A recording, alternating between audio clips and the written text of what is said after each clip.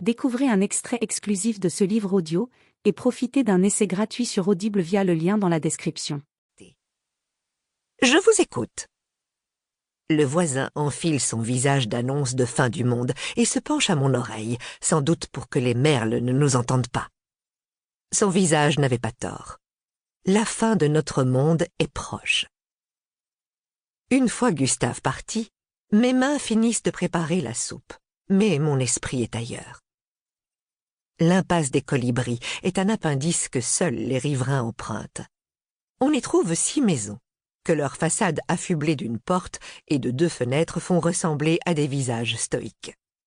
Derrière ces murs, il y a des vies. Celle de Gustave, au 2, celle de Rosalie, au 3, celle de Joséphine, au 4, celle de Marius, au 5, la 6 est vide, celle d'Anatole et moi au 1. Nos filles habitent impasse des Colibris depuis 63 ans. Anatole est penché sur ses mots fléchés. Depuis quelques jours, sa main droite commence à se raidir. Il en plaisante.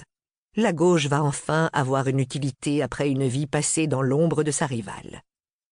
Je me force à sourire à chaque fois qu'il essaye de dédramatiser, mais pas ce midi. Mon mari s'en aperçoit. « Gustave t'a contrarié ?» Gustave contrarie son miroir, alors tu sais. Que voulait-il?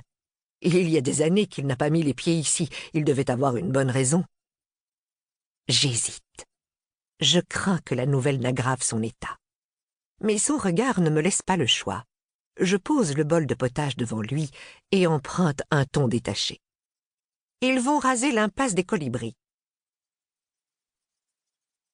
1955. J'ai 20 ans. Anatole porte les 2 valises qui renferment notre vie. Il est pressé. Je suis anxieuse. Jusqu'ici, nous vivions chez sa mère, qui se faisait un devoir de laisser notre intimité à l'extérieur. Chaque matin, Geneviève grattait à la porte de notre chambre pour me prévenir qu'il était l'heure de se mettre au fourneau. Guidée par ses conseils, je préparais le petit déjeuner de son fils, puis le déjeuner qu'il emporterait au bureau. Chaque soir, lorsque mon mari rentrait, j'étais plus aguerrie que la veille en matière de couture, cuisine ou nettoyage de l'argenterie. Ma sœur Lucie s'est souvent étonnée de me voir accepter cette présence maternelle. Jamais je n'ai pu lui avouer que cela me rassurait. La perspective de vivre seule avec Anatole me terrifie. Des gouttes de sueur perlent sur son front. Nous marchons depuis 10 bonnes minutes. L'arrêt de bus m'avait semblé plus proche, la dernière fois. Soupire-t-il. Veux-tu que je prenne une valise? Tu n'y penses pas, ma chérie. Je n'ai encore jamais vu la maison dans laquelle nous nous apprêtons à emménager. Anatole n'a pas eu le temps de la réflexion. Les acheteurs potentiels étaient plus nombreux que les logements disponibles.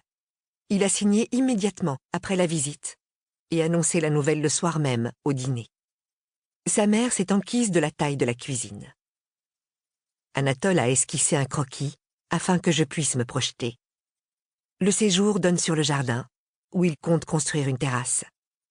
J'y installerai une table pour les jours de beau temps. Les chambres sont à l'étage.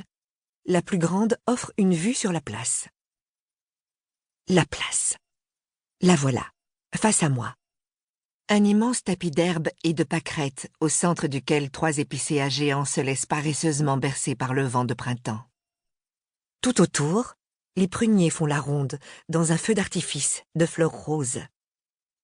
Anatole sourit. « Elle te plaît? C'est splendide.